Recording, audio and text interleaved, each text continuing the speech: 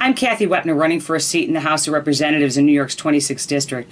Over the last few weeks, we have heard one disturbing report after another about our veterans dying on secret waiting lists while they wait for a phone call for an appointment that never came or came too late.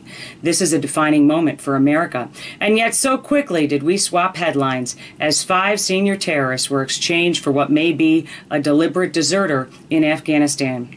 Army Sergeant Bo Bergdahl sent his computer and personal items home and abandoned his watch in the dead of night while all were sleeping, leaving the men who depended on him exposed to enemy attack. He may have been held or simply living with Afghans for 5 years. Why did this swap need to happen right now? The art of distraction that this administration is able to pull off on the American press and the people is stunning.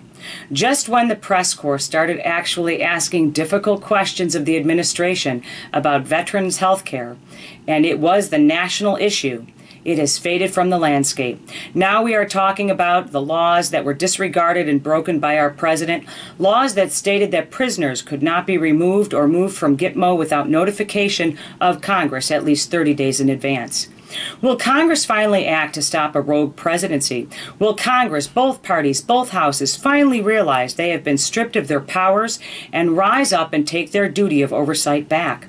Will the people finally rise up and realize that we have one person who now has extraordinary power in this country, and the rest of us and our elected representatives have none? Some of these questions are now occupying all of our news shows. We have interviews about the laws broken, the Army sergeant, the 5 terrorists freed to organize and kill Americans again, while our veterans do not get the care they earned. One person has tendered his resignation, the head of the VA. 25 years ago, people would have been handcuffed and led away from the hospital and charged with 40 murders. What we will see are endless hearings and people that will plead the fifth. And a few years from now, someone will say, "What difference does it make?" Or, "That was over 2 years ago, dude. Why are we still talking about it?"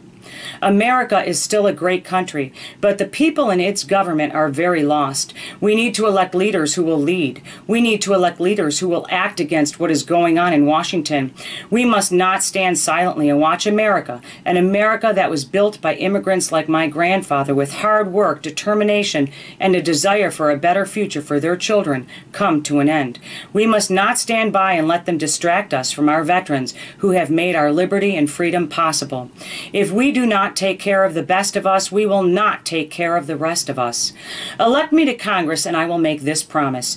You will hear from me from the steps of the Capitol building loud and clear on your behalf. You will not have to wonder where I am.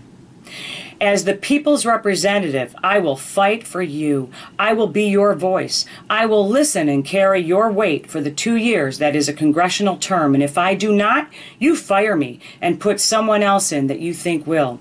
But at this point in our history, we better stand and fight together as Americans. I'm Kathy Weppner, running for the House of Representatives in New York's 26th District, and I approve this message.